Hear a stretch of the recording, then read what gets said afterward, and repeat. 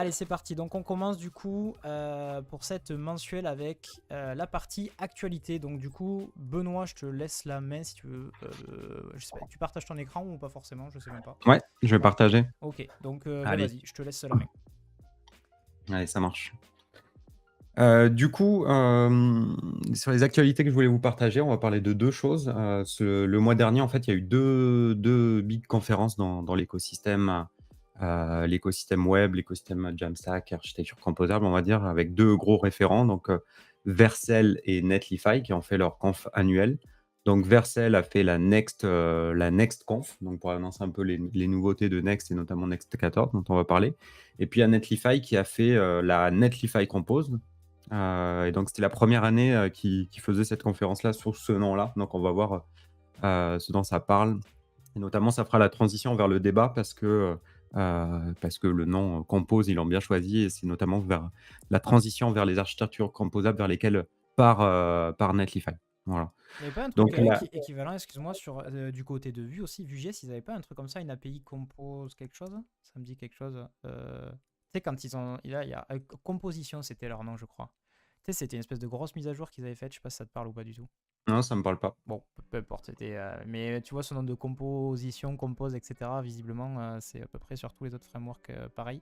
Mais vas-y, continue, je vais juste zioter pour être sûr que je dis pas de Yes, bêtises. c'est un terme Vas-y, de vas-y. toute façon un peu générique qui est utilisé, qui est à la mode.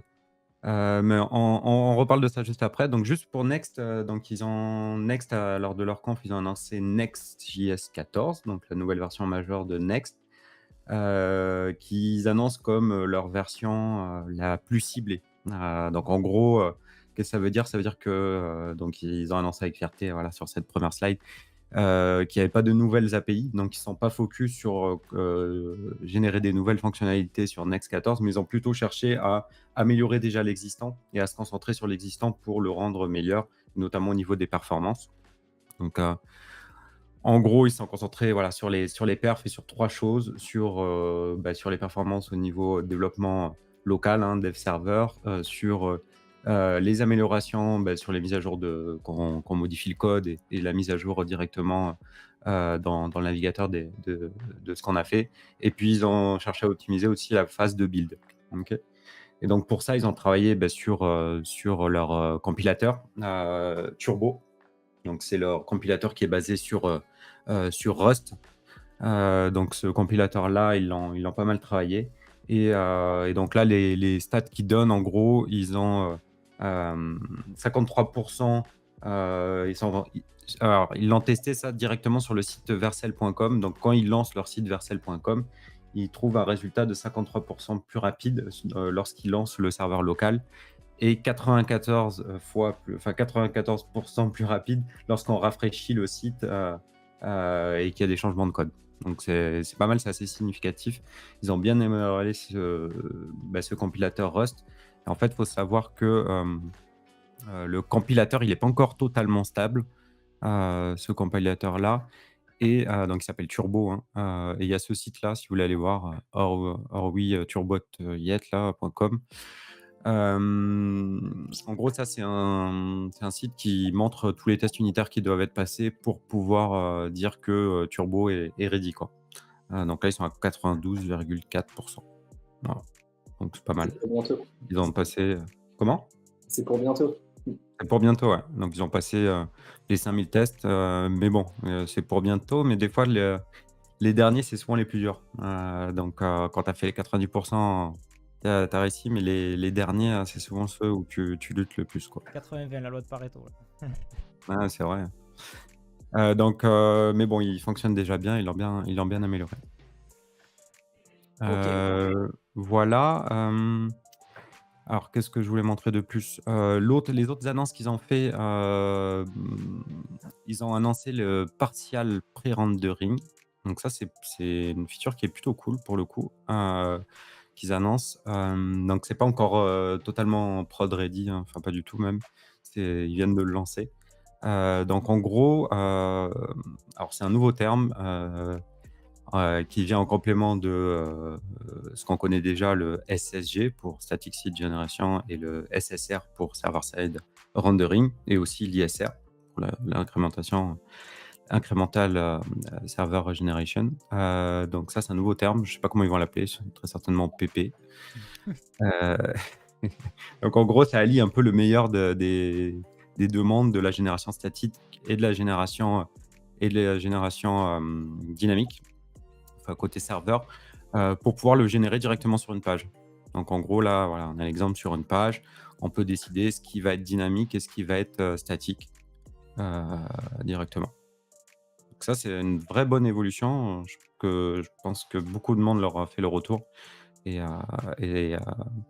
ça va changer pas mal de choses dans la manière dont on va générer les pages. C'est un Et peu dans pour la le même, excuse-moi, c'est un peu dans la même mouvance que Quick, etc. L'espèce de Dynamic Island, là, où je sais plus comment ils appelaient ça, là, les espèces de où tu pouvais déterminer ce qui était dynamique de ce qui ne l'était pas. Je sais pas si tu vois ce que je veux dire. Ouais, sur Astro, ils ont ça, ouais. Ouais, sur Astro, même sur Quick, je sais plus si ça liait aussi. Oui, je sais pas, je connais sais pas plus. trop. Ok. Ouais, mais Mais c'est ça un peu au niveau de dans l'idée en tout cas. c'est ça. Et donc pour ça, ils se basent sur React Suspense là. Donc en gros, voilà, sur notre page, on vient mettre les suspens sur les trucs qu'on veut générer dynamiquement. Donc on choisit en fait ce qu'on va faire. Tout en sachant qu'à aujourd'hui, c'était quand même techniquement faisable sans passer par ce suspense. Il fallait créer, parce que depuis donc... bah après, tu veux me reprendre si je me plante, Benoît, mais sauf erreur, surtout depuis la dernière mise à jour, du coup, la version 13, tu as cette notion de composant, server component et client component. Et donc, tu avais la possibilité de... Parce que par défaut, tout est en server component, et donc de... Mettons, si tu as une partie que tu veux passer en dynamique, créer un composant dédié, tu vois, déporter toute la logique dans un composant dédié que tu passes en client. Donc en fait, c'est plus ou moins la même chose, sauf qu'en plus, tu as le côté suspense qui est beaucoup plus pratique, si je me plante pas, quoi. Ah, mon son est faible, attendez, je monte un peu. Si je veux. 1, 2, 1, 2. Ouais, 1, 2, 1, 2, ça commence à aller mieux. Est-ce que là, vous m'entendez mieux? Dites-moi. Je vais essayer de parler plus fort. Est-ce que c'est bien ça, Benoît, du coup, dans l'esprit? Ouais, c'est un peu ça. Mais j'attends de le tester pour voir exactement comment ça fonctionne. J'avoue que je l'ai pas testé, mais Là, ce que je vois, c'est les serveurs components, ça va être vraiment d'isoler en effet, un peu l'équivalent des islands dans les autres langages, avoir de grandes parties qui soient hyper statiques. Là, en fait, ça permet de mettre des zones dynamiques à l'intérieur d'une partie statique. Ouais, d'accord. Exactement. Ok, donc c'est un peu différent. Tu peux toujours t'en sortir comme on fait actuellement, mais là, ça, je pense que ça sera beaucoup plus simple et directement à l'intérieur d'une page, tu pourras implémenter ça, quoi. On a une question du coup dans le chat de KevScript, d'ailleurs première fois dans le chat, salut à toi, bienvenue. En gros, au lieu de SSR plus dynamique, c'est SSG plus dynamique. Est-ce que Ouais, c'est ça, ouais. ça te parle, Benoît? SSG plus, ouais, c'est ça, exactement. Ok. Donc, en gros, si on revient sur ce truc-là, ouais, c'est vraiment ça. Sur une page, tu vas choisir vraiment ce que tu mets en statique et en dynamique. Ok, mortel. Donc c'est un peu le meilleur des deux mondes. Voilà. Quoi d'autre? Alors, ils ont aussi annoncé comment on appelle ça, les serveurs actions. Alors ça, pour le coup, donc je sais pas si vous avez vu, donc on peut aller regarder. De toute façon, ils ont mis toutes les actus, enfin tout ce qu'ils ont annoncé dans cet article-là. Si tu veux le mettre dans le chat, Anto, en attendant. Vas-y. Donc ouais, tu m'as dit que c'était quoi que tu veux que je partage? Tu peux partager juste le lien. Ouais. Ok, ça roule, vas-y, je le fais. Donc les serveurs actions, en gros, donc ça, alors c'est quelque chose qu'on utilise déjà aujourd'hui avec TRPC, qui va nous permettre de mettre du typage en mettant du lien entre la partie front et la partie back de Next.js. Donc là, en gros, on a la possibilité maintenant. Attends, c'est où? En fait, le lien, il n'a pas marché. Tac, tac, tac. Ouais, ici. On a la possibilité d'appeler des fonctions côté API directement depuis nos pages en utilisant ce petit truc là, use server. Et donc là, on peut appeler nos fonctions et puis on est typé directement. Donc c'est ce qu'on a en fait aujourd'hui avec une lib qui s'appelle TRPC qui permet de faire ça. Donc là, en fait, ils l'ont fait en natif, quoi. Ils l'ont fait en natif côté Next, donc ça amène, on va dire, une meilleure expérience dev et pas la nécessité de rajouter une lib supplémentaire pour faire ça. Voilà. Moi, c'est hyper intéressant qu'ils aient passé ça en version stable. Donc, en effet, maintenant, on peut appeler directement du code back depuis des composants front.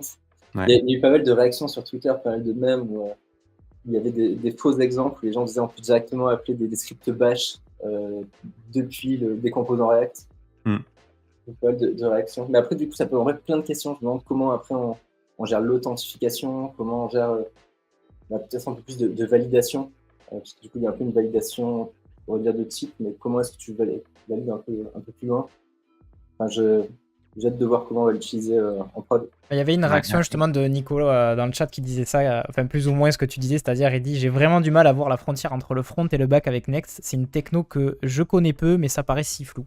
Ça c'est vraiment la première réaction qu'on a en général quand on commence à rentrer là-dedans parce qu'effectivement on parle de back, de front, de serveur component, de client component et le tout est un peu mélangé quoi on va dire. ouais. Bah, en gros, Nico, bah, Next, c'est un framework qui va te permettre de faire à la fois le front et le back, hein. Donc, là, d'ailleurs,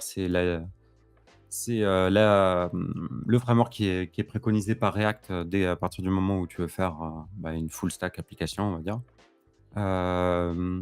Donc, c'est bien classifié directement à l'intérieur de Next. Tu viens mettre dans un dossier bien particulier tes API et donc tu peux faire des API directement en Node côté Next.js et puis tu peux venir les appeler. Donc, avant, pour les appeler, si tu les appelais en natif avec Next, en gros, il fallait que tu mettes le chemin vers le dossier dans lequel était ton API et tu faisais fetch, une requête HTTP pour les appeler. Maintenant, tu peux l'appeler directement comme ça et ça te permet de typer tes appels et donc du coup d'avoir une application qui est full typée avec TypeScript côté front et côté back. Donc ça, c'est cool.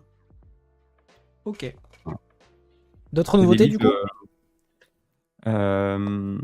ouais, alors qu'est-ce qu'il y a d'autre? Donc grosso modo, c'était les 3 gros trucs qu'ils ont annoncés. Ouais. Donc Turbopack, les serveurs actions et les partial pre-rendering.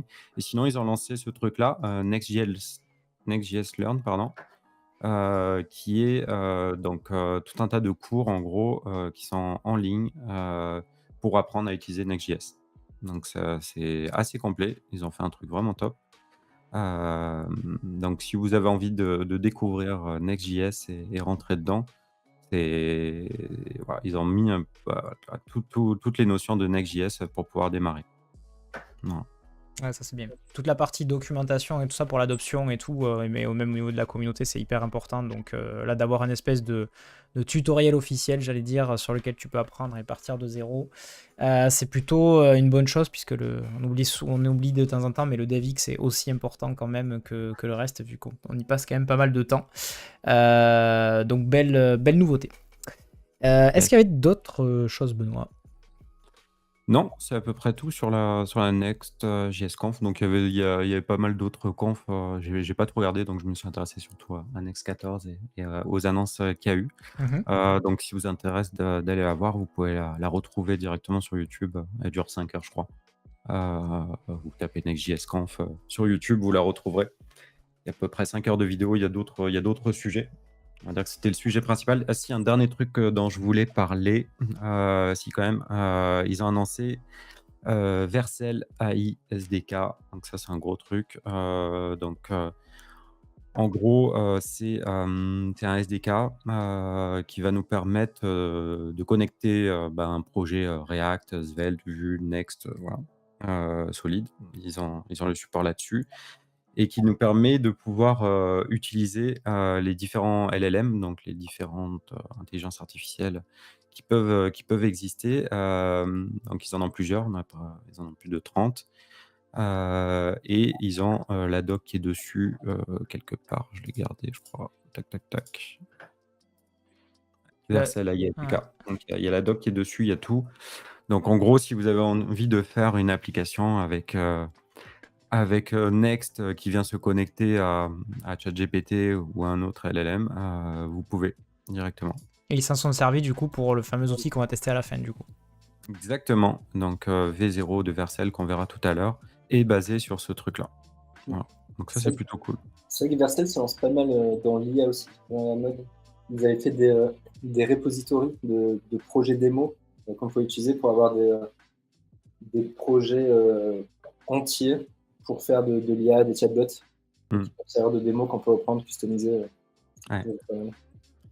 Ah, ils sont bons sur les starters qu'ils proposent et les templates pour pouvoir démarrer et c'est vrai qu'ils en ont proposé donc c'est vraiment top.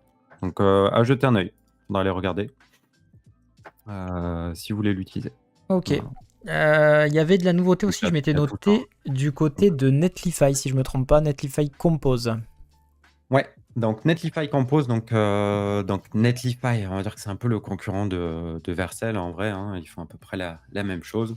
Netlify, donc c'est l'entreprise qui a démocratisé le terme Jamstack.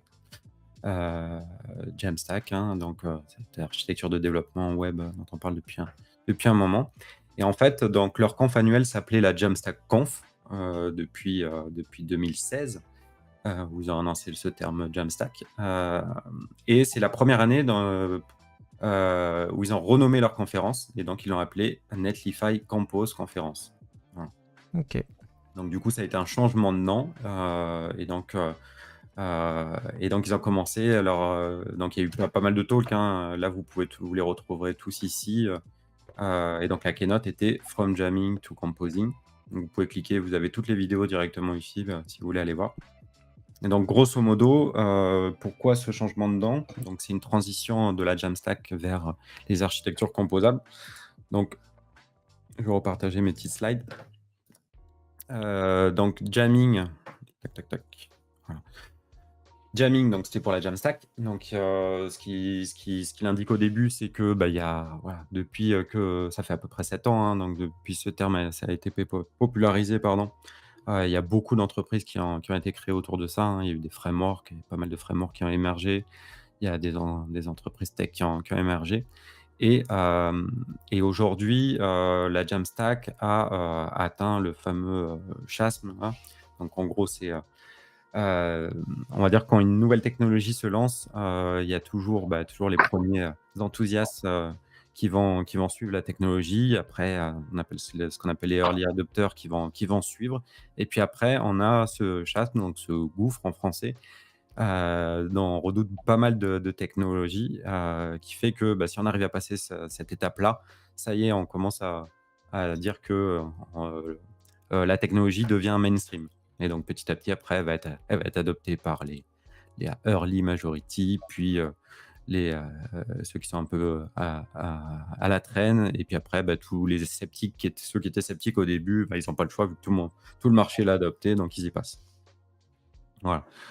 Donc en gros, le job de Netlify de démocratiser cette Jamstack et de faire que ça devient quelque chose de mainstream sur le marché est bon pour eux. Et donc aujourd'hui, c'est un marché qui est mûr, c'est un marché qui a bien évolué et ils veulent adresser un marché qui est beaucoup plus large en s'adressant aujourd'hui aux architectures composables. Donc pourquoi? Parce que, en fait, il y a énormément de solutions qui ont émergé, autour de ces concepts, de Jamstack et de découplage, et c'est devenu plus gros et maintenant on parle d'architecture composable.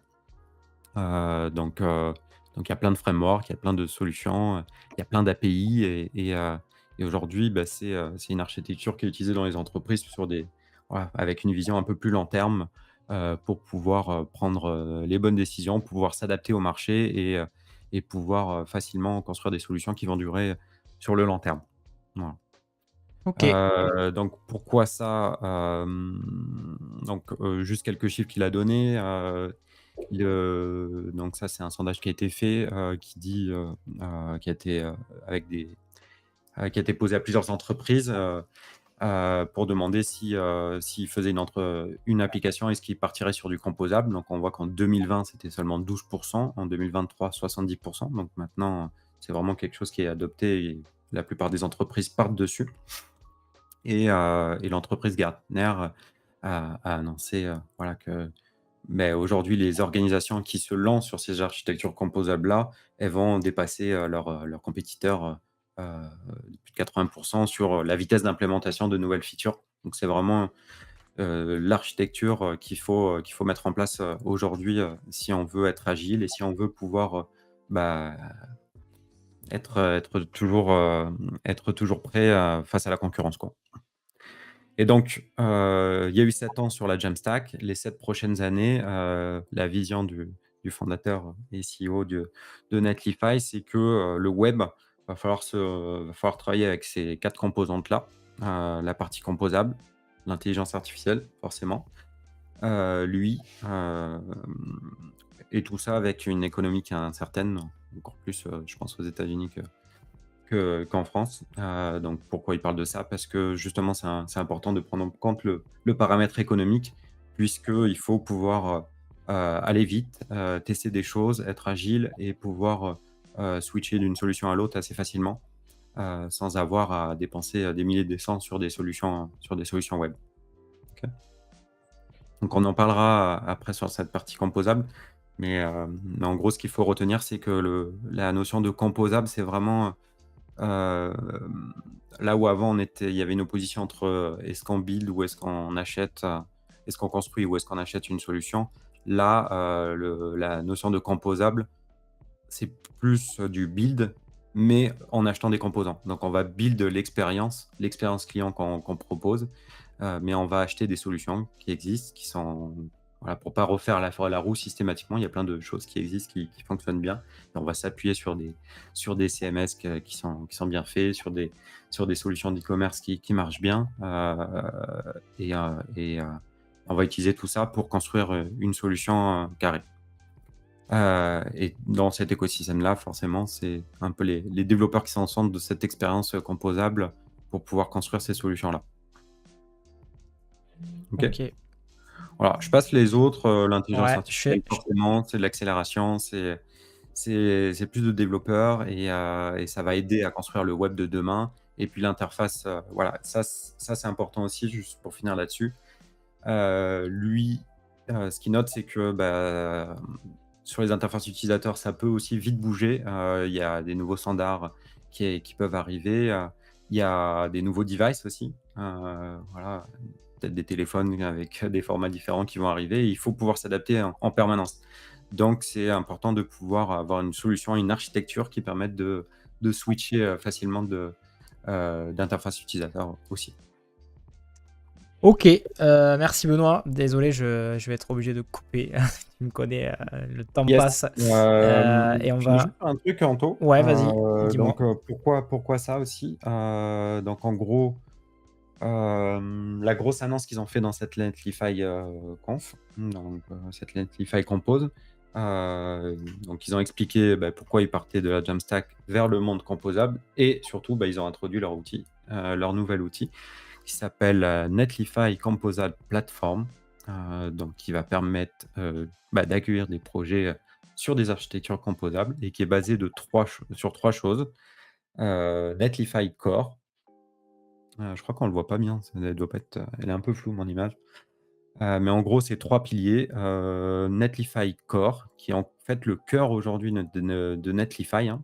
Donc Netlify, pour rappel, c'est une solution qui va permettre d'héberger et de déployer vos projets web de manière assez rapide, hein. On vient plugger un repo GitHub et bim, ça permet de générer et de déployer son site. Donc ça, c'est le cœur, c'est la base. Et en fait, ils ont rajouté 2 couches sur Netlify qu'ils appellent Netlify Connect. Donc, c'est une solution qui va permettre de récupérer toutes les sources de données qui proviennent, qu'on va utiliser sur nos projets web. Donc, typiquement, on peut venir connecter un CMS headless directement et récupérer les datas de ce CMS headless. Et puis, ils ont rajouté une couche par-dessus qu'ils appellent Netlify Create, qui va permettre d'administrer et gérer le contenu. Donc, c'est une surcouche, une sorte de CMS headless par-dessus ça qui va permettre de pouvoir modifier le contenu des sites et des apps directement depuis Netlify. Donc, ça devient un orchestrateur global qui va permettre de piloter l'ensemble de son projet web.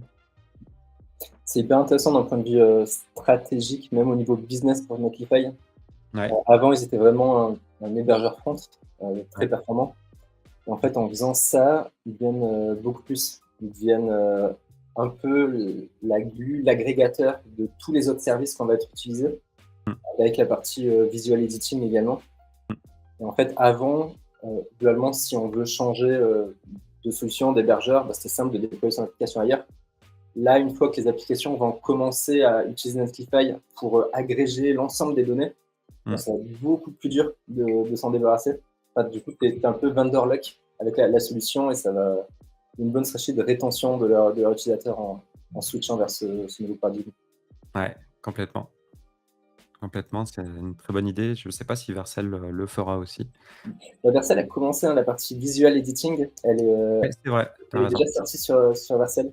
Lors Ouais, de ils ont la... des connecteurs. D'ailleurs, ils viennent le sortir avec Strapi aussi. Enfin, Strapi a implémenté leur connecteur directement. Donc, ils ont cette partie-là, mais ils n'ont pas la partie Connect, par contre. Non, pas encore. Et la partie Connect est intéressante parce qu'elle permet vraiment d'agréger toutes les datas. Et je pense que c'est quand tu as ça que tu es vendor lock, comme tu dis, et que tu n'as plus le choix de rester sur Netlify. Mais après, bon, ça te permet de faire des sites beaucoup plus vite et d'agréger Ouais. beaucoup plus vite aussi, quoi. Exactement. Ok. Donc voilà, donc ça permet de faire la transition sur les architectures composables. J'ai fait une introduction, on va dire, au sujet. Ouais. Ouais, du coup, ça c'est une transition parfaite du coup pour notre débat, notre table ronde du coup d'aujourd'hui, qui sont les architectures composables. Donc jusqu'à présent, on avait pas mal parlé nous de Jamstack en particulier sur cette chaîne, mais c'est vrai que du coup, quand on a assisté au talk du coup de Loïc ici présent, qui parlait d'architecture composable, qui était du coup un terme beaucoup plus générique, si je me trompe pas, c'est un peu plus haut niveau, on va dire entre guillemets. Ça nous semblait hyper intéressant du coup d'avoir toute cette approche là, et notamment on aimerait bien faire essayer de faire un focus sur la partie e-commerce qui nous paraît très très intéressante. Donc pour commencer un petit peu cet échange, ce que je vous propose à tous les deux, peut-être que Loïc tu peux commencer du coup, est-ce que vous pourriez déjà vous définir et nous donner une définition de ce qu'est selon vous une architecture composable? Voilà, je te laisse la main Loïc du coup. Yes, donc les architectures composables, c'est le terme est plutôt récent. En gros, c'est à la mode depuis l'année dernière et on en parle beaucoup cette année. On parle aussi beaucoup de composable commerce. Et globalement, pour moi, l'architecture composable, en fait, ça fait longtemps qu'on en fait. Donc, globalement, c'est quand on va composer son architecture, un peu comme des Lego, en prenant des solutions déjà toutes faites pour aller beaucoup plus vite, des CMS, des solutions e-commerce, où on va on va les utiliser via API et construire en fait un front headless, enfin, en utilisant les API de manière headless pour agréger toutes ces données D'accord. et tous ces outils. Ouais. Ok. Benoît, pareil, même, Ouais, même j'aurais exercice. pas dit mieux. Je pense que c'est un peu ça découle en fait des API et du cloud de manière générale et de toutes les solutions qui ont émergé depuis qu'on a le cloud et depuis que les différentes solutions proposent des API, ce fait qu'en fait, il y a plein de solutions qui existent aujourd'hui qui sont spécialisées sur un truc. Il y aura des trucs qui vont gérer l'authentification, des trucs qui vont permettre de gérer le paiement. Voilà. Il y a plein de solutions qui ont émergé de partout et la notion de compatibilité, c'est ça. C'est aller chercher le bon outil qui marche bien à un endroit et de venir construire notre solution. Donc, C'est exactement ça. L'évolution des architectures microservices. Ouais. L'évolution des architectures. Il y a aussi le terme MAC qui était pas mal à mode, hein, pour microservices, API first, cloud native et headless. Ouais, exactement. ok. Donc, si par rapport au terme Jamstack qu'on a l'habitude d'utiliser, là, du coup, pour le coup, on va dire, c'est vraiment l'esprit de Jamstack, mais appliqué à grande échelle, sans forcément parler de web, sans forcément parler, c'est vraiment le côté composition, Lego, voilà, je vais aller chercher des services à droite à gauche et pouvoir les consommer sans nécessité de parler de JavaScript ou de ce genre de choses, quoi. C'est ça, c'est un peu plus haut niveau, mais c'est le même esprit, quoi, finalement. C'est ça, le Jamstack, c'est vraiment on va dire le front. Quand on fait du Jamstack, généralement, c'est headless, c'est un front hyper performant, hyper personnalisé. Et la composabilité, c'est en fait comment est-ce qu'on va récupérer toute la donnée qui vient de service derrière sur ces fronts headless. Ok. Alors, si tu devais, toi, qui as un peu d'expérience là-dessus, nous parler des avantages et des inconvénients, parce que j'imagine c'est très théorique et que dans la pratique, il y a quand même pas mal de, voilà, peut-être de déconvenues, des choses sur lesquelles tu es tombé. Est-ce que du coup, tu pourrais nous citer déjà de façon, voilà, avec peut-être des exemples concrets ou autres, quels sont pour toi, selon toi, les principaux avantages en quelques points et les principaux inconvénients? Donc les avantages, il y en a pas mal. On les voyait pas mal tout à l'heure dans la présentation de Netlify Compose, après j'ai fait le move vers le composable. Mais principalement, en fait, ça permet d'aller vite. Ça permet d'aller vite pour construire des solutions. Parce qu'au lieu de développer soi-même, je sais pas, un moteur e-commerce, on va pouvoir prendre directement un moteur e-commerce. Si je veux développer un système de recherche, je vais prendre un outil qui me permet de faire de la recherche hyper performant. Donc, ça permet d'aller très vite et ça permet aussi, donc, à la fois pour développer des choses, mais aussi lorsqu'il y a des problèmes, aussi une économie qui est incertaine. Donc, par exemple, il y a eu le Covid, les magasins ils doivent très vite proposer de nouveaux services. Et en fait, tu as vraiment une approche modulaire où tu peux rajouter vite des nouveaux blocs à ton architecture.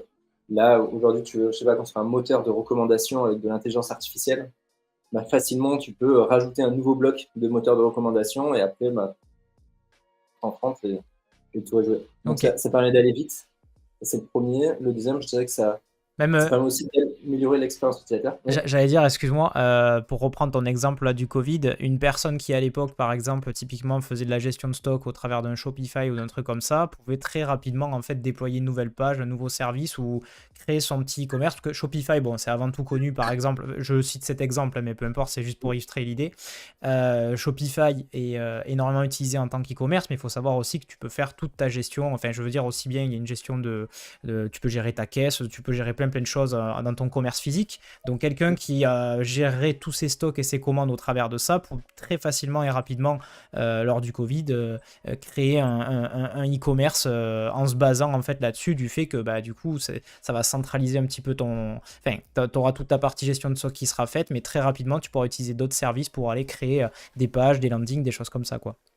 C'est ça. Donc, tu peux facilement ajouter des nouveaux modules, des nouveaux blocs. Alors si tu as une architecture très monolithique avec des solutions plus anciennes dans lesquelles les API ne sont pas très bien développées, c'est dur de faire évoluer et de se connecter à d'autres services. Ok, d'accord.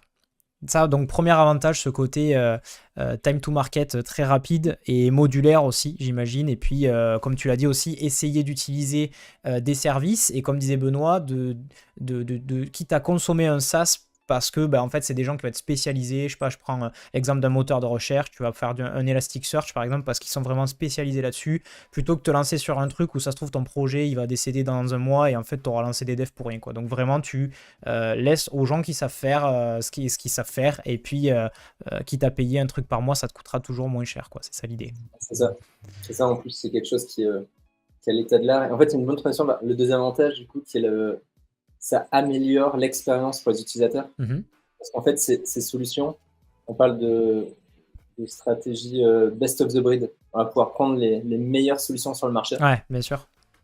Et du coup, si on reprend l'exemple de la recherche, si tu prends le meilleur outil sur le marché pour faire de la recherche avec des algos de machine learning derrière, tu vas avoir quelque chose qui est vraiment exceptionnel. Alors que si tu essayes de développer toi-même, tu n'arriveras jamais au même niveau. Et en fait, tu as ça pour tous les outils que tu vas pouvoir récupérer, des systèmes de catalogue hyper puissants, des systèmes de paiement qui performent le mieux. Donc, c'est vraiment, on prend le meilleur outil qui existe sur le marché, mais on prend aussi le meilleur outil pour soi. C'est-à-dire que, globalement, c'est un peu la métaphore avec les Lego, et tu peux faire vraiment l'architecture qui correspond le plus à ton business. Ouais, sur mesure, le côté sur mesure. Sur mesure. Exactement. Ok. Et ça, en fait, du coup, tu fais quelque chose qui colle à ton business. En plus, tu as un front-end headless où tu peux faire vraiment le design qui colle également à ton business, créer ce qu'on appelle une plateforme de marque. C'est quelque chose d'hyper important dans l'e-commerce. Il y en a comme des acteurs comme Nike ou Adidas, ils y arrivent bien. C'est pour se différencier de la masse. C'est-à-dire tous les sites e-commerce sur les plateformes un peu classiques, c'est tous les mêmes. Quand tu fais un front sur mesure, en fait, c'est là que tu crées une plateforme de marque, que tu te démarques du coup par rapport à la concurrence et que tes utilisateurs vont sur ton site, reviennent et se fidélisent. Ouais, créer une vraie personnalité. On avait fait un peu l'exercice, nous, de la plateforme de marque au tout début de Déclic. On a voulu... ça ressemblait plus à une... on a accouché d'une charte graphique, mais avant ça, avant la charte graphique, on avait fait tout l'exercice un petit peu justement pour Déclic et pour PicBeam. Et c'est un exercice qui est hyper intéressant parce que tu te poses véritablement et tu réfléchis, ça va hyper loin. Enfin, ça a été des ateliers relativement intenses, mais c'était très très cool. Et donc effectivement, ben, comme tu le dis, quand tu es dans ce type de configuration, tu as nécessité de faire du sur-mesure et donc employer non seulement les meilleures solutions dans leur domaine, mais surtout choisir celles qui te sont le plus adaptées parce que bah, un truc très classique utilisé par tout le monde est trop générique, ça irait pas, quoi. Ok.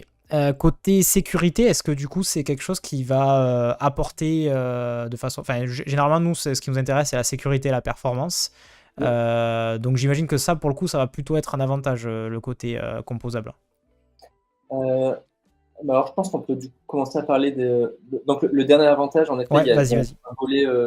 un volet technique. Mhm. Donc, il y a des avantages techniques, donc notamment, c'est un peu aussi les avantages des architectures microservices.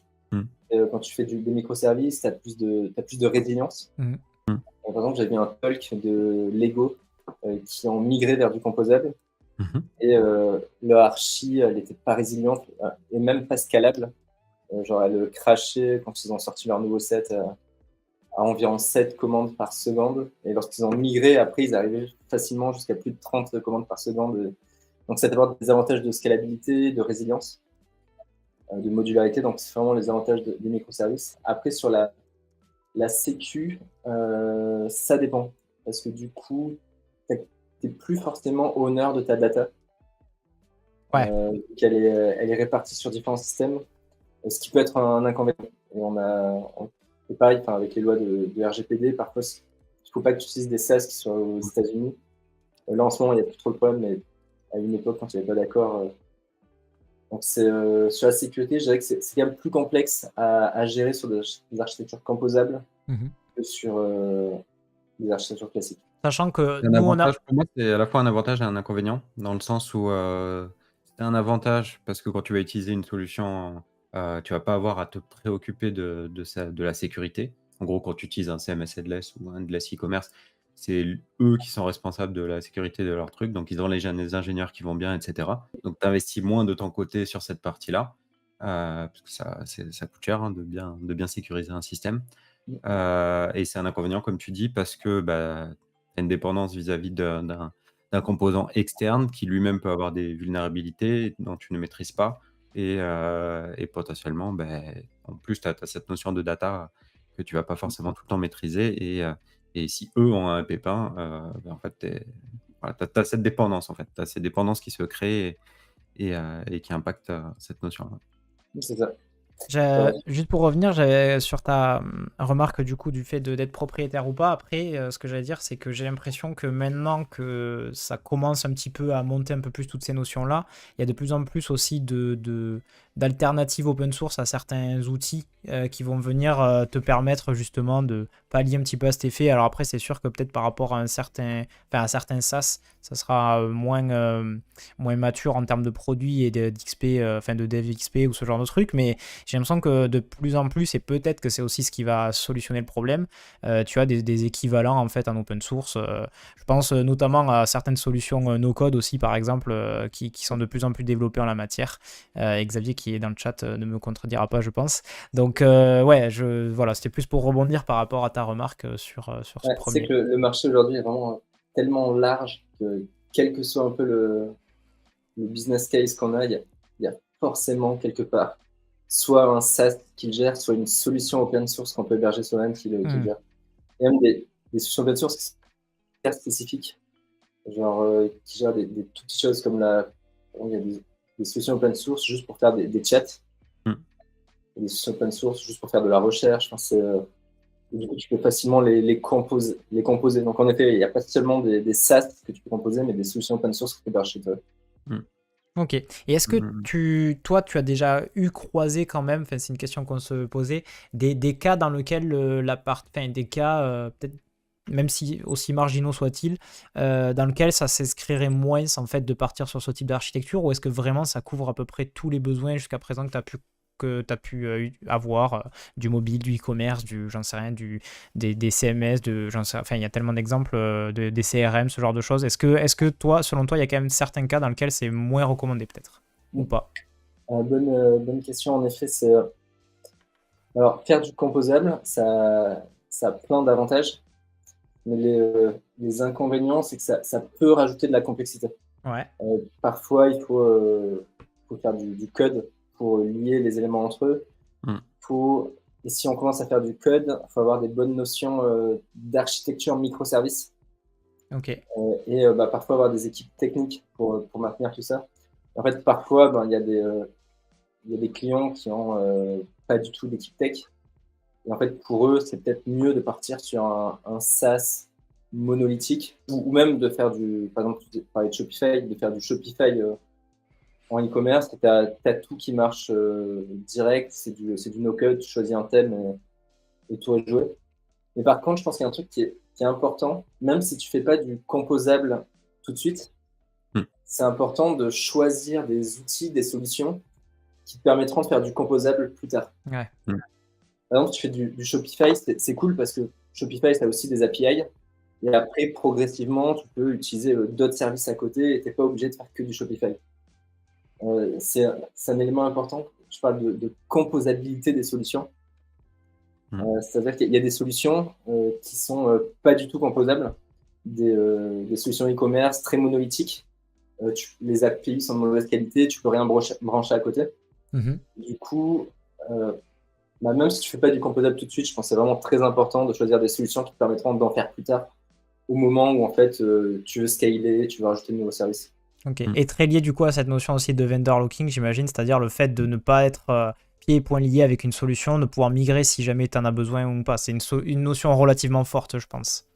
Ouais, très important. D'ailleurs, il y a ceux qui tiraient un peu ce sujet, c'était la Mac Alliance. Donc, Ouais. Oui, tout à fait, oui, ça me parle ça. Et la Mac Alliance, par exemple, ils ont recensé un peu toutes les solutions qui sont vraiment composables, où tu peux vraiment facilement en sortir ou seulement utiliser certaines parties.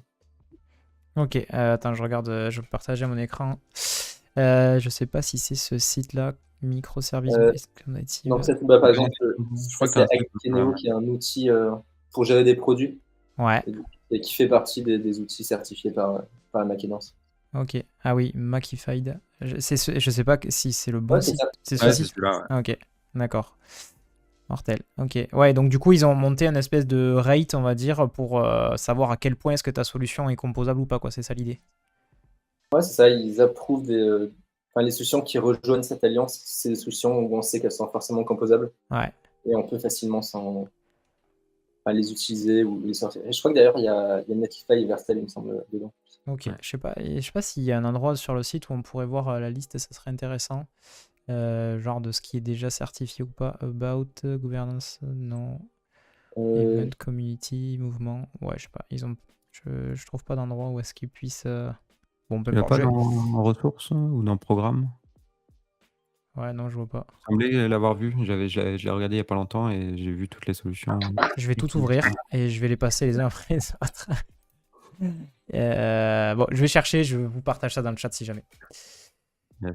Ok. D'autres inconvénients peut-être que tu verrais ou d'autres cas dans lesquels ça... Donc effectivement, des cas dans lesquels ça s'applique pas, ça va être vraiment si tu n'as pas de... Ah ben parfait, merci Loïc pour le partage.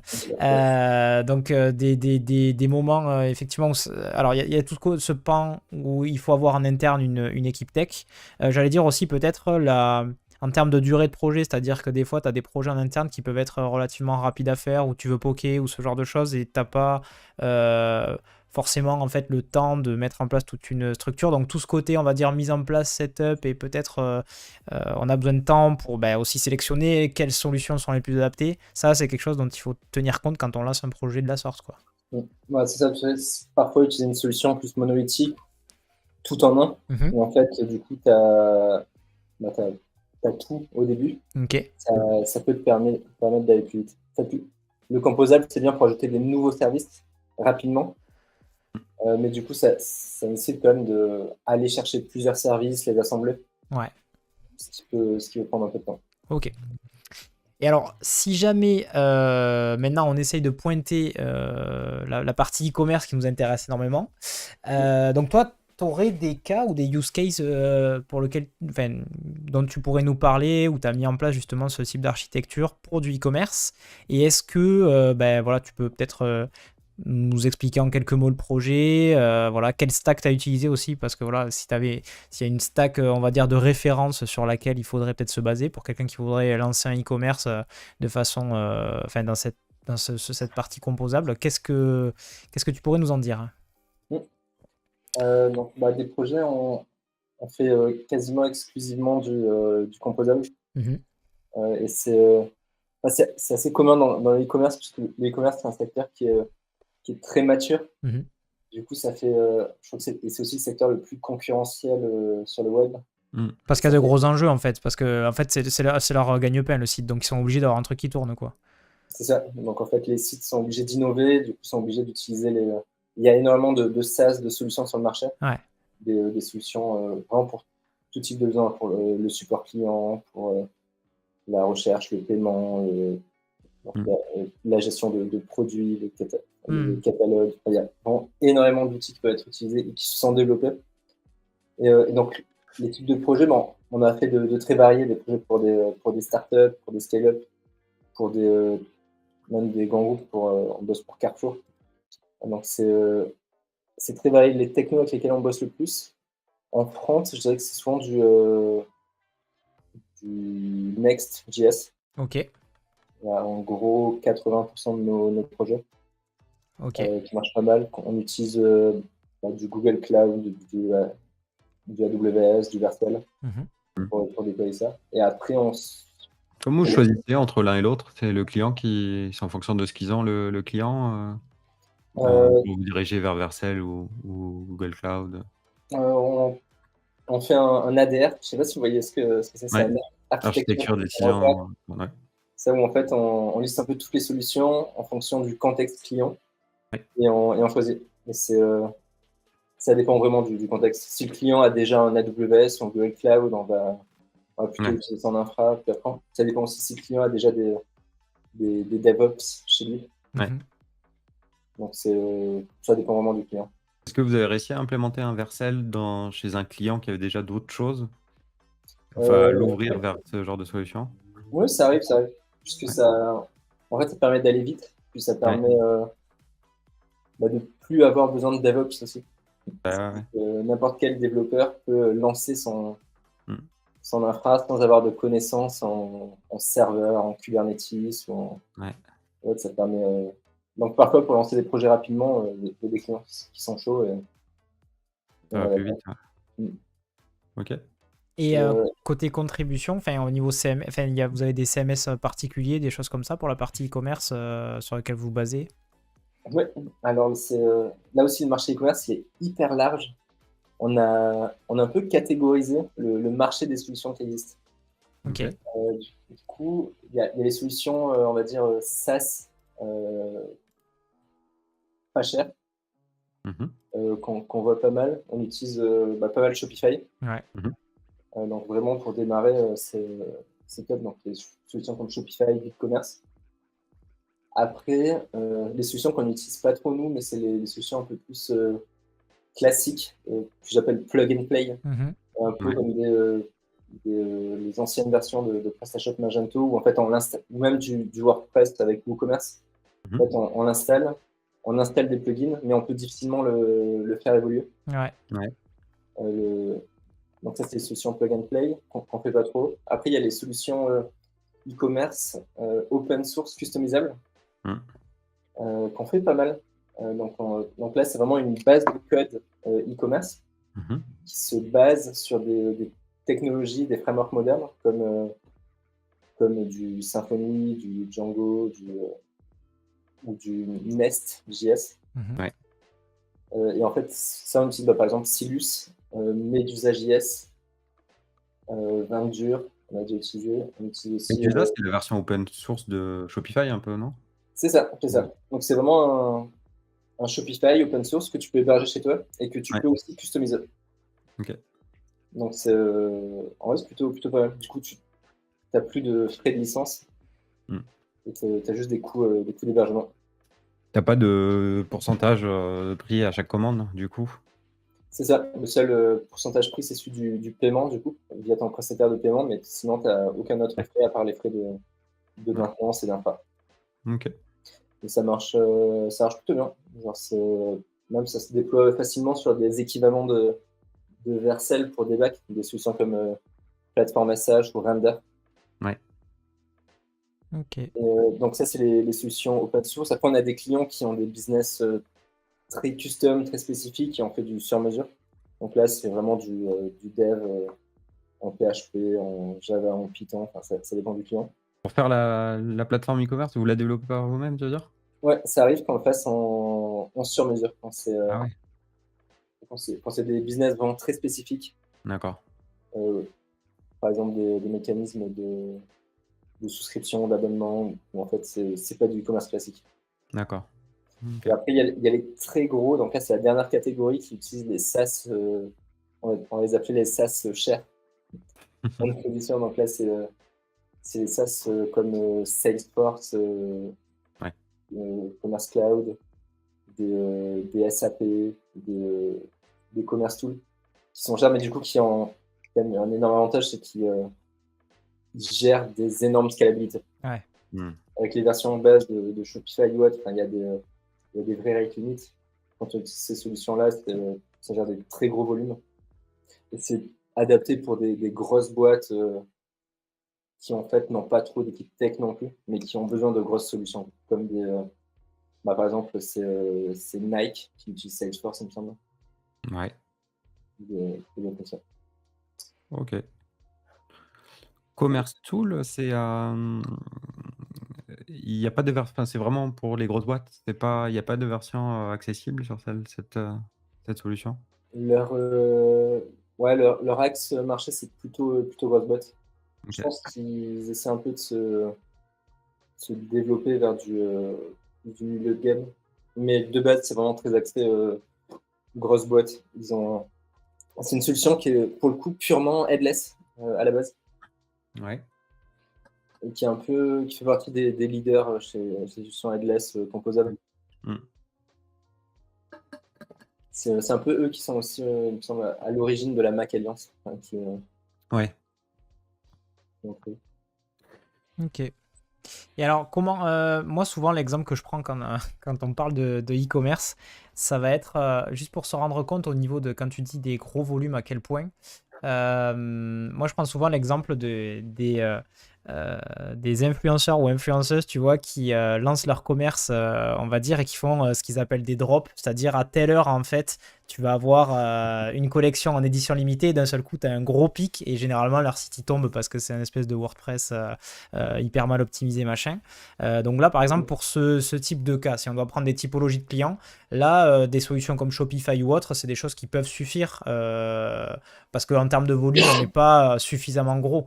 Tout ce qui est Salesforce, ça va vraiment être des grosses marques, on va dire, qui ont du volume de quel ordre à peu près? Alors, Shopify, il a la particularité de se situer à la fois dans les SaaS Cher pas et pas chers cher. et les SaaS chers, parce que du Ouais, coup, tu as aussi des versions premium de Shopify Ouais. que tu peux utiliser. ok. Mais du coup, en vrai, c'est très variable. Et en effet, la scalabilité, c'est hyper important. Il y a aussi des périodes, par exemple les Black Friday, Ouais. où du coup, tu dois supporter des énormes pics de scalabilité. On a aussi des e-commerce dans l'événementiel. En fait, c'est par exemple des billets pour des concerts ou des festivals. Ouais, ou des matchs ou des trucs comme ça, ouais. Et ça, et là aussi, d'un coup, au moment où la billetterie ouvre, tu as tout le monde qui se rue et tu dois supporter des milliers de commandes vraiment en quelques minutes. Ouais, c'est ça. Contrairement à mon exemple, c'est pas tant un trafic que tu dois gérer, enfin, c'est pas un trafic pour consulter le site, mais c'est vraiment un trafic en termes de nombre de commandes qui doit vraiment être ce qui est un peu différent, on va dire, de mon exemple de drop, où en fait le vrai problème c'est que tu as tout le monde qui se connecte en même temps pour consulter le site. Là, c'est vraiment qu'il y a beaucoup de commandes en fait en même temps. Je sais pas, typiquement un Amazon par exemple, à un Black Friday, ça doit être largement solide, quoi, voilà. Et, pour ça, vraiment, utiliser des SaaS, du coup, ça aide énormément. Parce qu'en fait, c'est eux qui gèrent ces problématiques d'infra. Ouais. Et, et de notre côté, si on a on va dire, un front scalable Mhm. hébergé sur des solutions comme Vercel, Netlify ou du AWS. En fait, ça marche bien, quoi. Toutes les problématiques back-end assez difficiles de scalabilité, elles sont gérées par SS. Ok. Et justement, avec les solutions e-commerce en mode open source que tu vas héberger toi-même, il n'y a pas des problématiques à ce niveau-là, justement, de gérer la scalabilité, parce qu'en gros, tu l'héberges. Bon, après, c'est sur une bonne solution comme Plateforme SH ou Render.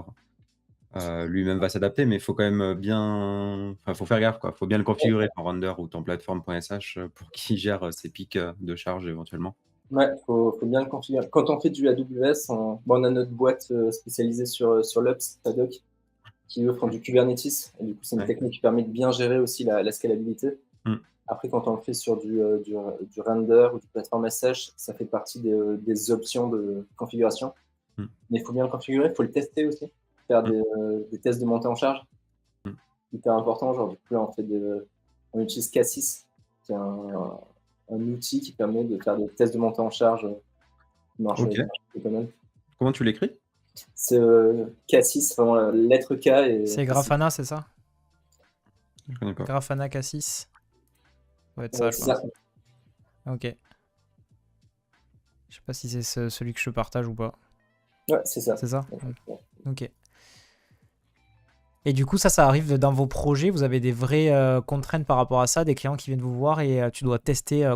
Ça se passe à quel moment exactement que tu fais tes tests de montée en charge comme ça? C'est une fois que la solution est terminée ou déjà t'en fais bien avant? On essaie de le faire le plus tôt possible pour pas se rendre compte des problèmes au dernier moment, ça, Ouais. juste avant de mettre en prod.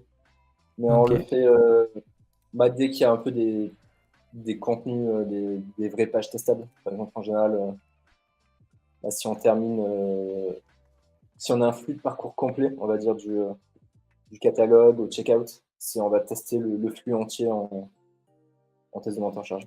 Ok. Ok. Benoît, toi, t'aurais des cas, parce que nous, on a géré aussi quelques e-commerce, toujours de façon headless. T'aurais des cas peut-être à citer, parce que bon, voilà, autant on peut parler des gros, mais peut-être, voilà, pour des Non. e-commerce plus modestes. Non, mais sur les e-commerce, il y a la notion de.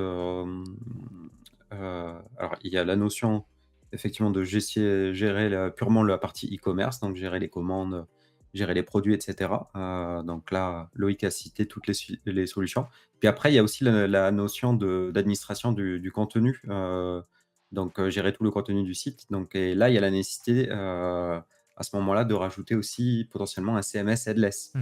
Parce que toutes les solutions SaaS e-commerce ne permettent pas forcément de bien gérer et bien administrer le contenu. Donc nous, on a utilisé notamment sur un projet Shopify combiné avec Sanity.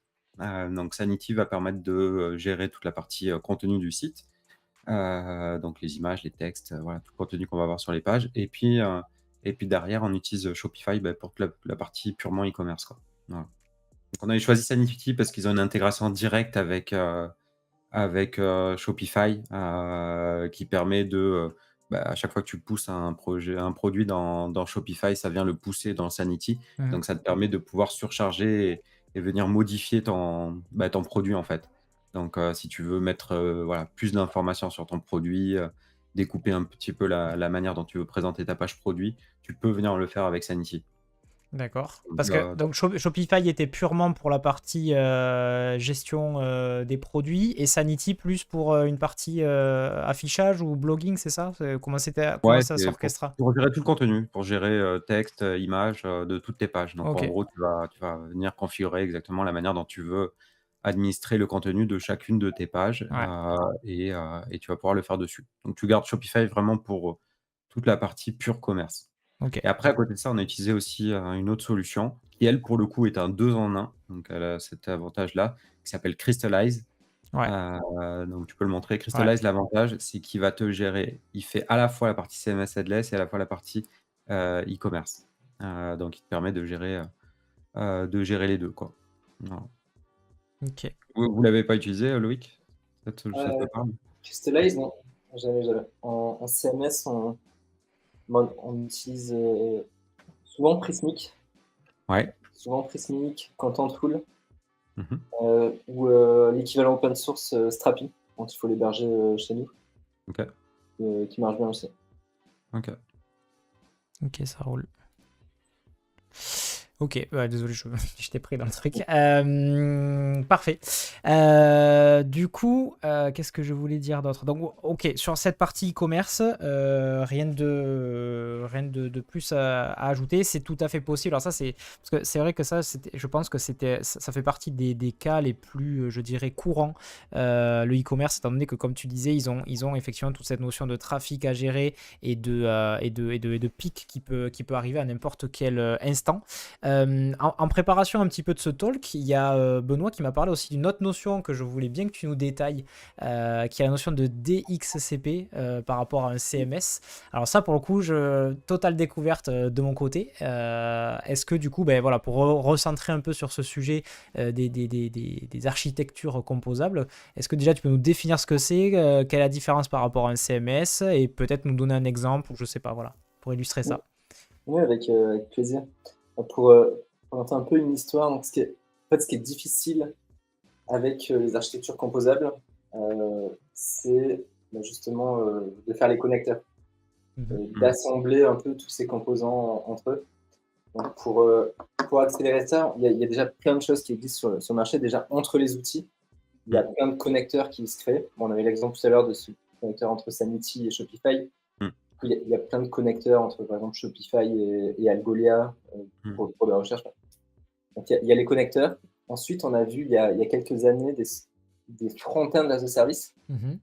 C'est un peu le précurseur de la DXCP. Il y a des solutions comme Busterfront, qui en fait est un front-end as a service où tu peux drag and drop un peu tes composants front et ça se connecte automatiquement aux solutions composables derrière, donc du Shopify ou des CMS.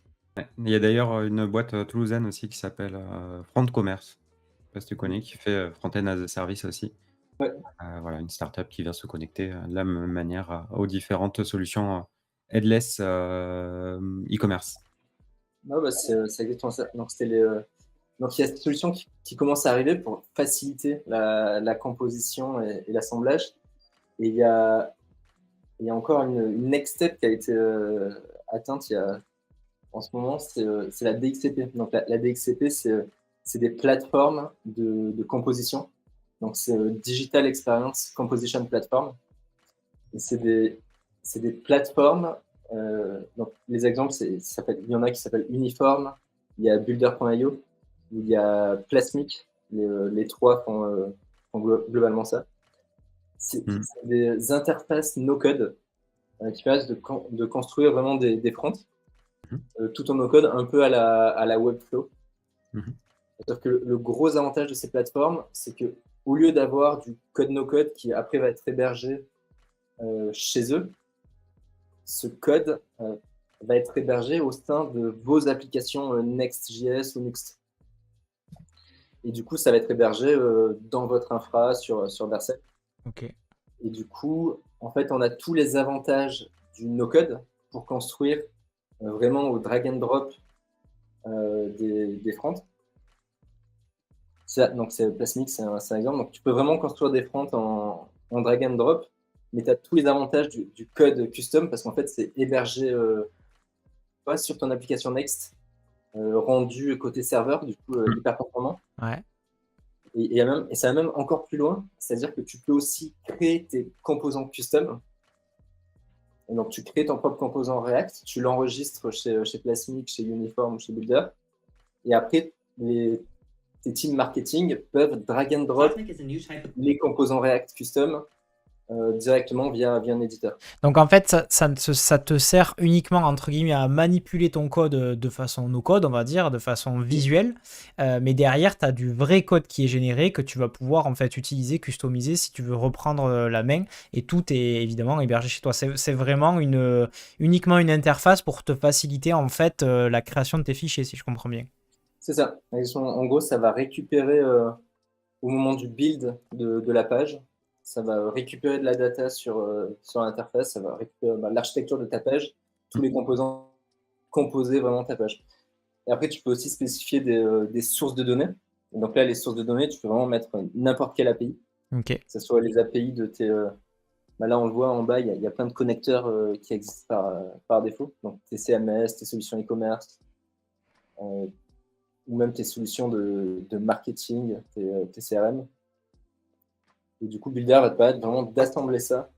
Et en fait, ça permet d'aller encore plus vite, tout en ayant les avantages du code sur mesure. Benoît, est-ce que c'est la même philosophie plus ou moins que Tina par exemple? Le fait, tu vois, de manipuler du Markdown et non, c'est pas exactement la même mouvance.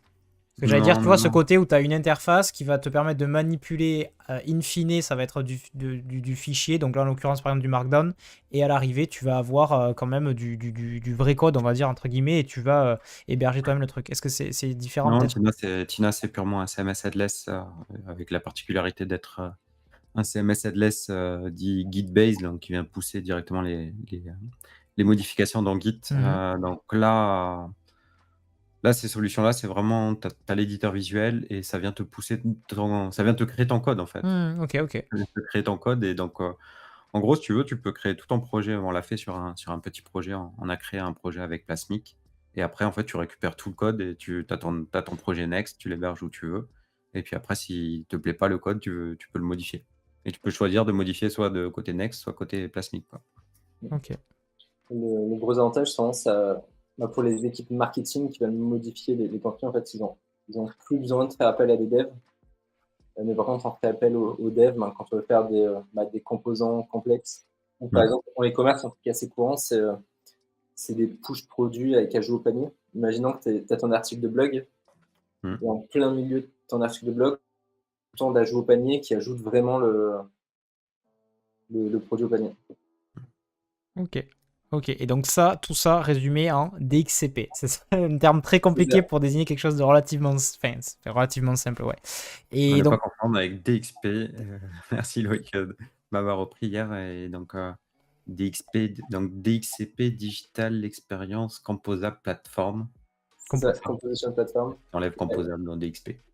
Et la DXP, il me semble que c'est des ensembles, c'est quand on utilise un ensemble d'outils comme des CMS, des PIM, et qu'on les assemble, qu'on récupère aussi la data utilisateur pour faire de la personnalisation après derrière. Est-ce que les DXP sont...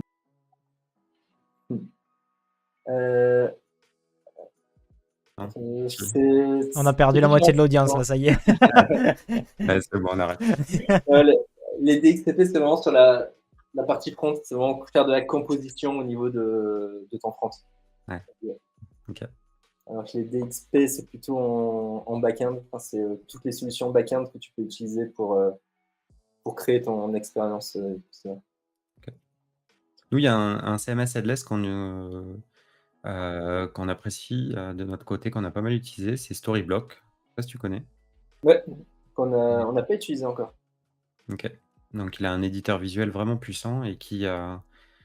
Alors, ça va pas jusqu'à Plasmic, c'est-à-dire que tu vas pas pouvoir créer, faire tes composants qui va générer du code, mais par contre, tu as cette notion de composabilité où tu viens créer tes composants directement dans Storyblock. Tu viens ensuite définir comment tu vas l'afficher, ce composant. Donc, tu viens gérer le code associé à ce composant-là. Et après, les équipes marketing ou ceux qui vont gérer le contenu peuvent assembler d'eux-mêmes les composants qui existent déjà dans la bibliothèque. Donc, c'est ultra puissant. Il y a un éditeur visuel. Pour nous, franchement, c'est le... À partir évidemment du moment où ton design a été pensé de façon modulaire, évidemment. Parce que voilà, il y a la théorie et la pratique, mais à partir du moment où effectivement tout a été pensé de façon modulaire et de façon à ce qu'on puisse utiliser des composants, etc. Là, pour le coup, c'est plutôt cool. Et j'en profite pour remercier Bluebill. On a un raid du coup de Bluebill et 16 personnes qui rejoignent le chat. Merci beaucoup pour le raid. Merci Bluebill. J'espère que ça s'est bien passé. Je ne sais pas de quoi vous avez discuté. N'hésite pas à me dire dans le chat. Et à te présenter, merci beaucoup et bienvenue aux raiders. Vous avez atterri ici sur la meilleure chaîne de la Terre et pas des moindres, hein, évidemment. Déclic. Pas la plus modeste en tout cas. Non, je rigole. Donc Déclic, du coup, nous on est une chaîne orientée développement web. Voilà, on s'adresse plutôt un public technique. On parle beaucoup de web, c'est un peu notre passion. Et aujourd'hui, du coup, vous assistez à la mensuelle, donc une émission par mois, les premiers mercredis du mois, durant laquelle on fait un petit peu le tour de l'actu et puis ensuite on enchaîne sur une table ronde. Et donc aujourd'hui, on accueille Loïc, ici présent, qui nous parle d'architecture composable. Donc c'est un sujet terriblement passionnant. Et on était en train de regarder un petit peu toutes les solutions et puis parler d'une notion de DXCP.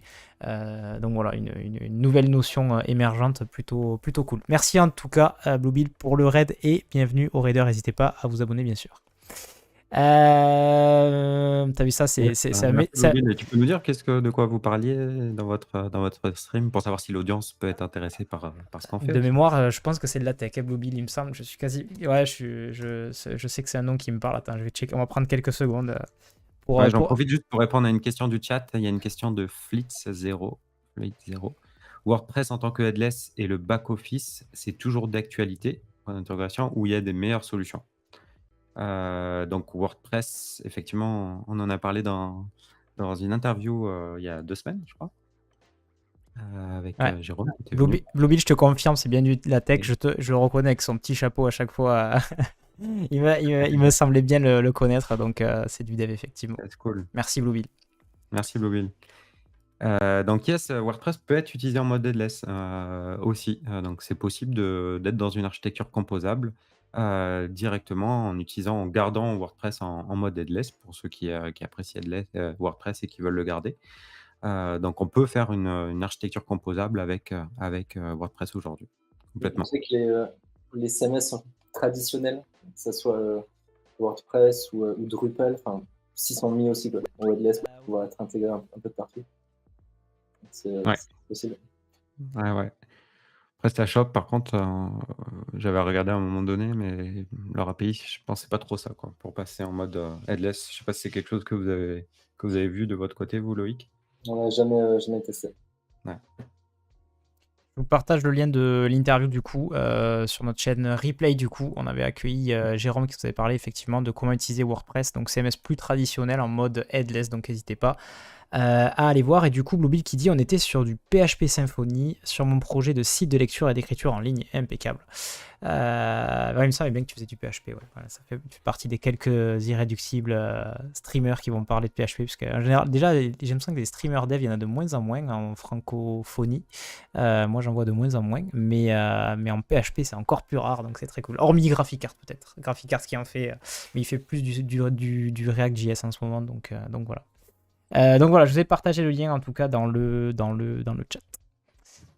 Revenons à nos moutons du coup, les DXCP. Je ne sais pas si vous aviez quelques petits éléments supplémentaires à dire, Benoît peut-être.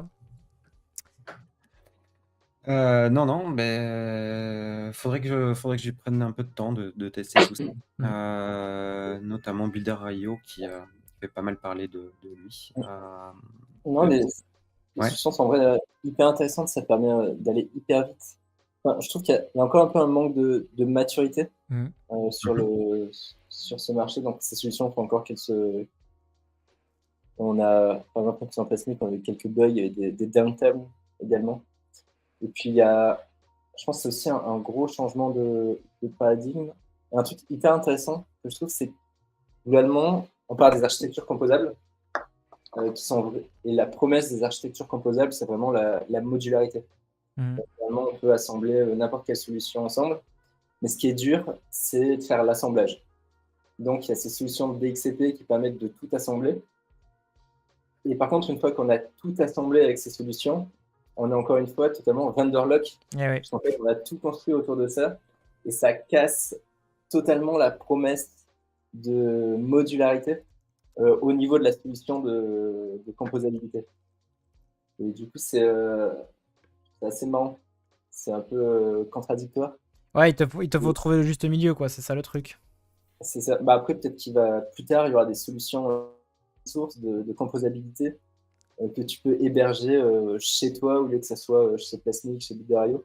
Donc, je pense qu'il y a moyen que ça arrive en vrai très bientôt. Il y a déjà des solutions open source qui permettent de faire du visual editing que tu peux installer chez toi. Donc, il y a moyen que ça arrive prochainement aussi. Et alors, une question, moi, que je me posais justement, c'est parce qu'on voit, bon, c'est quand même c'est souvent des débats très techniques, etc. Comment, notamment, alors, dans le cadre de la DXCP, mais même de façon architecture composable et autres, comment vous présentez des discours et comment vous arrivez à évangéliser auprès du client, arriver à pousser l'intérêt? Nous, c'est un truc qu'on avait souvent eu du mal justement à, à mettre en avant, c'est que bah, typiquement quand... alors moi, j'étais pas là au tout début de PeakBeam, mais je suis arrivé relativement rapidement quand même. Et c'est vrai que c'est une vraie difficulté. Donc soit en fait en face, tu as des gens qui sont très matures techniquement, qui en fait arrivent justement à des difficultés et confrontés. Je reprends l'exemple que je t'avais donné de le gars ou la nana qui sont influenceurs, qui ont monté leur petit commerce vite fait, puis en fait le truc a explosé et disons qu'ils sont vraiment confrontés et puis au pied du mur en fait, parce que bah, à chaque fois qu'ils font des drops, ça crache. Donc eux, ils ont des vraies problématiques qui seront hyper attentifs à ton discours. Mais si tu n'as pas des gens... Enfin, est-ce que tu es obligé finalement d'avoir des clients en face un peu matures techniquement pour arriver à pousser ce genre de solution? Comment vous faites, vous, pour présenter tout ça? Ben, pas forcément, parce qu'il y a les avantages du composable, c'est vraiment des avantages aussi business. Et c'est ça, et du coup, en orientant le discours sur les avantages business, du coup, qui sont le time to market plus rapide, une expérience Ouais. utilisateur encore meilleure, une excellente performance côté front. Et ouais. Du coup, ça intéresse aussi des clients qui sont pas forcément très tech. Et puis même si il y a pas mal de textes au niveau de l'assemblage, on va pouvoir utiliser quand même des solutions SaaS.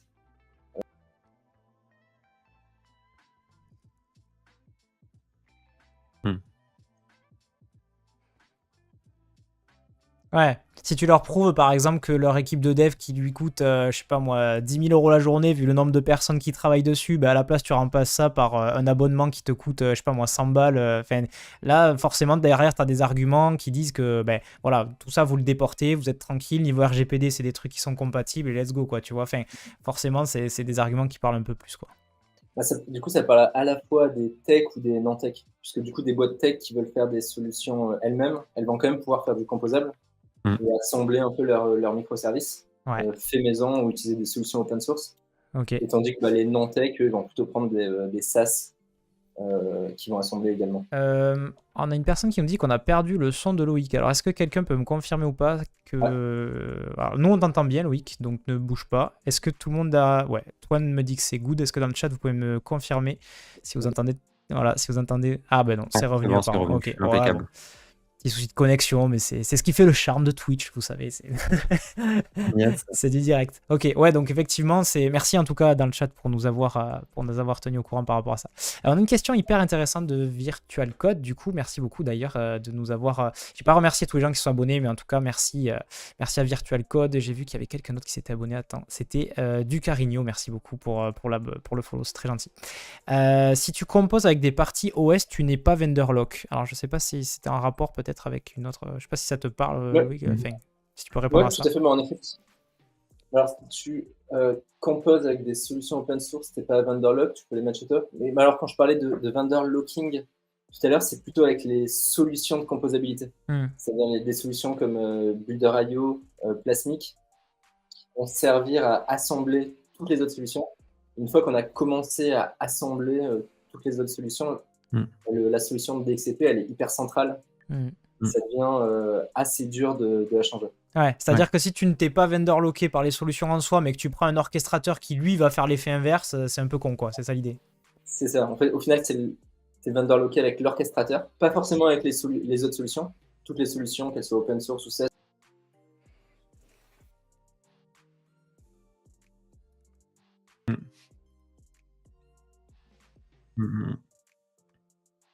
Et sans parler de pure vendor lock, un sujet qui est important dans cette notion de composabilité. Donc, vous avez compris, on fait des Lego, on prend plug and play et puis on fait notre solution.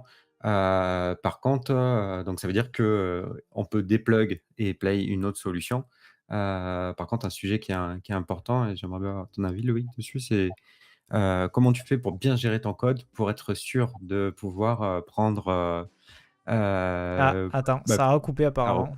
Je suis désolé, Moi, j'entends Ok. tout le monde. Attendez, je vais essayer de couper le son et recouper. Côté russe, c'est peut-être ton son, non, Ouais, qui non, va pas? mais même Toine a l'air de dire que ça coupe. Ah oui, Toine aussi. Attendez, je vais essayer de reload. Je C'est vais tout le essayer de monde reload pour voir. ou c'est que Loïc? Apparemment, ça serait que Loïc. Attendez, je regarde juste. Je vais vite Ah, fait. Lolo. Oui. Hop. Attends, 2 secondes. Hop, je Ouais. vais faire. Hop, hop. Allez, dites-moi si ça revient. Vas-y, si tu peux parler une fois, Loïc. Hello. Yes, vous m'entendez? Allez, dites-nous dans le chat si c'est bon. On va attendre une seconde ou deux. Bon, c'est des choses qui arrivent. En général, nous, on a toujours eu à peu près de la chance, mais Plus il de n'y a son plus chez de son chez Loïc. Ah, Mince. mince. Pourtant, moi, je vous. Ouais, mais je vous entends très bien juste Loïc qui est coupé parfois. Est-ce que là, c'est revenu ou pas encore? Si c'est pas revenu, à la limite, on fera un petit reload, un petit refresh pour voir si le son. Ouais, mais c'est très bizarre parce que moi, je te. c'est Ah, revenu, ok, bah, on on est est bon. revenu. Allez, Ok, bon, on va, yes, on parfait. va essayer d'y arriver. De toute façon, on arrive un Ouais, petit on peu va sur faire, sur la fin on du arrive sur la stream. fin, on va montrer une petite démo, je suis content parce que on voulait garder quelques minutes pour présenter V0 de Vercel, qui est un nouvel outil proposé par Vercel pour générer des projets avec intelligence artificielle. Juste avant le live, j'ai vu qu'il était complètement down le truc. Et Bon, ben ça, c'est parfait. Ouais. Alors, il y a visiblement des cuts. Alors, juste, est-ce que si c'est uniquement le son de Loïc, est-ce que vous pourriez le dire juste, ou si c'est vraiment tout, les 3 micros ou pas? Bon, ça s'en va et ça revient. Donc.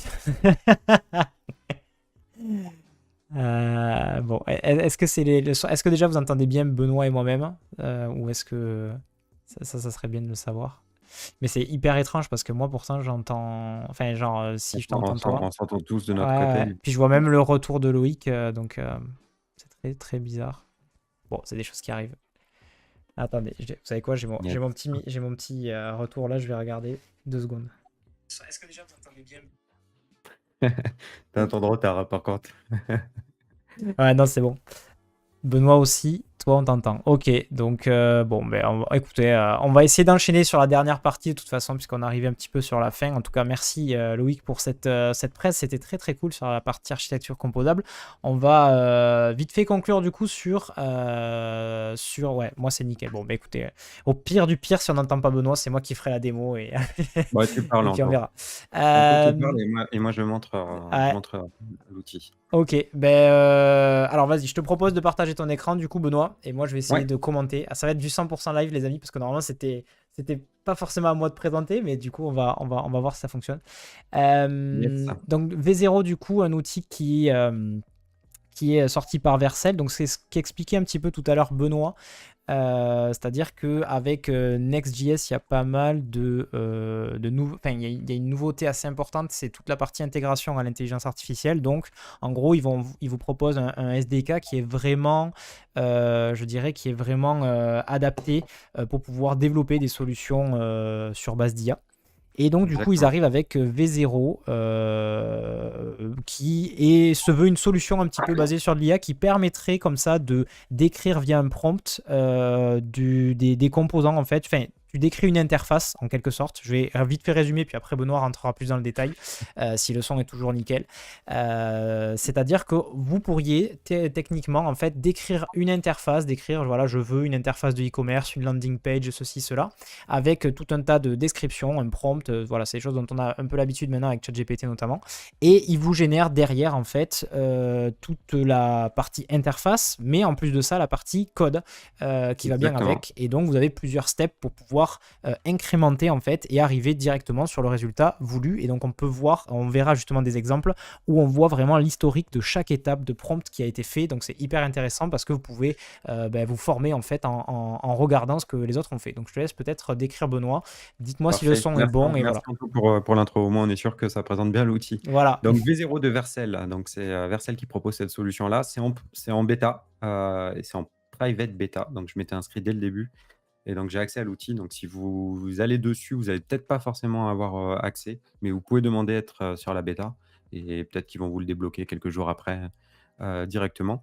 Donc c'est pas encore ultra stable, hein, preuve en est avant le live, ça ne marchait pas. Mais en gros, c'est assez simple. On met un prompt ici en disant ce qu'on a envie de générer et puis ça nous génère le truc. Donc on va faire un petit test. Tac. Donc, j'ai préparé un petit truc. Donc, on va générer une landing page, voilà, pour une web agency qui propose du consulting sur les architectures composables. Et on va voir ce qu'il va nous générer. Donc, ça mouline. Et donc, on arrive sur une autre interface où là, bah, il mouline un petit peu pour nous générer les propositions. Donc, ce qui est pas mal, c'est qu'il nous propose systématiquement 3 solutions. Et donc, on va choisir la solution qu'on préfère avant de passer à la suite. Donc, voilà, donc Le... ça mouline un petit peu. Sur la partie code, du coup, tu avais regardé un peu, parce que Loterus, j'espère que je prononce bien ton pseudo, Ouais. qui nous dit qu'il y a un collègue qui a testé, mais que le code était un peu dégueu. Est-ce que toi, tu as regardé de ton côté On va le regarder. Ouais. Ok, ça roule. On va le regarder. Donc, en gros, ça nous fait l'interface ici. Donc, on ne l'a pas testé pour le prendre et faire des vrais projets avec, hein. Donc, c'est vraiment en bêta. Donc, ça nous génère ici le truc. Donc, si on va sur View Code, en fait, là, on a le code qui est directement généré. Donc, et ce qui est pas mal, c'est que bah, il n'y a plus qu'à prendre cette ligne de commande-là et bim, ça nous rajoute le composant. Donc, ça, c'est top. Et en soi, là, le code, bon, il me paraît pas si dégueu, hein. C'est du Tailwind qui est utilisé directement. Voilà, on a notre code, on a notre projet. Tac, tac, tac. Bon, il n'y a rien qui me choque, mais pour l'instant, c'est assez simple.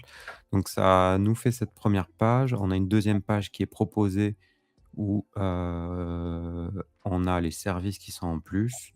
Et puis, on a une solution C qui est en train de générer. Voilà.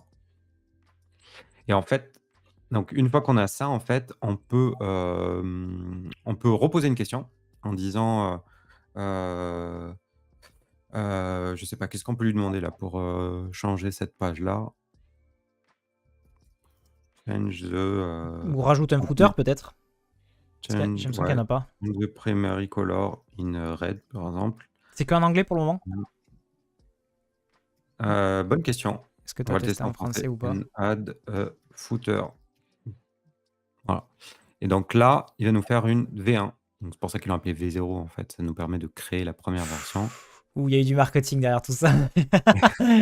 Et là, on passe sur la V1. Donc il va nous faire un nouveau truc. Qu'est-ce qu'il a fait là?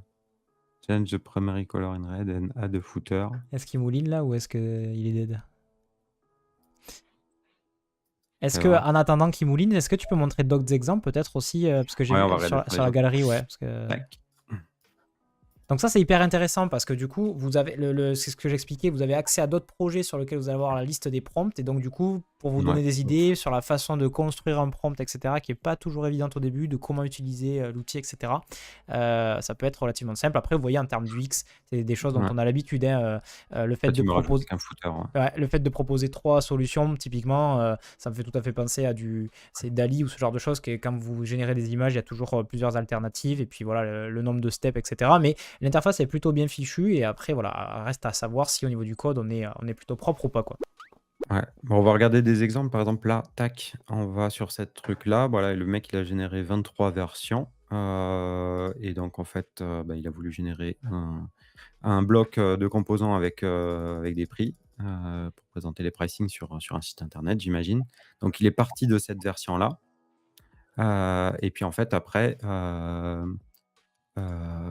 il vient rajouter, voilà, il vient reprompter pour lui demander d'améliorer un petit peu petit à petit l'outil. Donc voilà, make the border color, tac, tac, tac, en purple. Là, il lui demande, donc on était comme ça, il lui demande ensuite sur le truc d'après de centrer le badge, donc le badge populaire qui vient au milieu. Qu'est-ce qu'il dit de plus? On n'a pas tout le prompt, mais voilà. Bon, il lui demande après de rajouter les petits boutons verts. Qu'est-ce qu'il demande en plus? De supprimer le monthly annual part, donc on avait au-dessus là, par month. Tac, et on peut venir itérer jusqu'à avoir le code qui nous va bien, en fait, comme ça. Et puis après, bah, il n'y a plus qu'à prendre le code, hein. Il n'y a plus qu'à prendre le code sur la gauche, donc on peut aller regarder, hein, celui-là. Tac, ici. Voilà. Donc là, on a notre composant. Notre composant de créer. On n'a plus qu'à copier-coller. Donc il est assez big, donc on va voir si c'est bien ou pas, si le code est bien ou pas. Mais c'est pas mal du tout. C'est assez prometteur. Ça peut faire gagner du temps sur des petits composants pour tester des choses et et sans avoir à passer potentiellement par un designer pour faire des trucs rapides. Donc, à voir jusqu'où peut aller l'outil. Donc, il y a vraiment pas mal de trucs. Sachant que pour le moment, c'est pas, enfin, c'est accessible. C'est quoi? C'est en bêta pour l'instant, non? Ouais, c'est une bêta privée. C'est Ok. une bêta privée, comme je disais.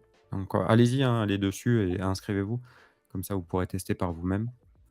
Donc, voilà, on peut lui demander de faire une page complète ou alors lui demander de juste faire un composant. Donc, vous voyez, là, il y a un login screen avec email. Là, il y a un truc de météo qu'il a généré, une section FAQ, carrément un dashboard pour une application.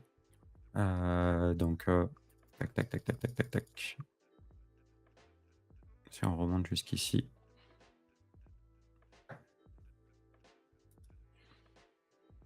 Ah, petit bug. Non, c'est bon. Ça marche. Donc, il est capable de générer directement ce code avec, avec tout ce qui va avec. Et à partir de là, la personne a généré plusieurs versions pour arriver jusqu'à une version 20 où j'imagine qu'il a modifié les menus, les informations qu'il veut mettre. Et donc, après, on a tout qui est là. Ok, bah, très cool comme démo. Bon, après, voilà, vous voyez bien quand même que ça reste un outil qui a un peu work in progress et il y a certainement certaines choses qui seront améliorées, mais dans l'ensemble, c'est un outil qui est plutôt prometteur. Toi, tu y as accès depuis quand à peu près à la bêta, du coup, Benoît? Ça va faire 2 semaines. Ok. J'ai dû attendre 2-3 semaines avant qu'il me donne les accès. Ok, ça roule. Donc voilà, n'hésitez pas si jamais vous voulez tester un outil relativement prometteur, à voir après dans quelle mesure est-ce que ça permettra de. Est-ce que ça prend pas trop de temps, on va dire, d'itérer dessus? Est-ce que c'est pas plus rapide de directement dev? Donc ça, il y a évidemment des use cases pour chaque outil.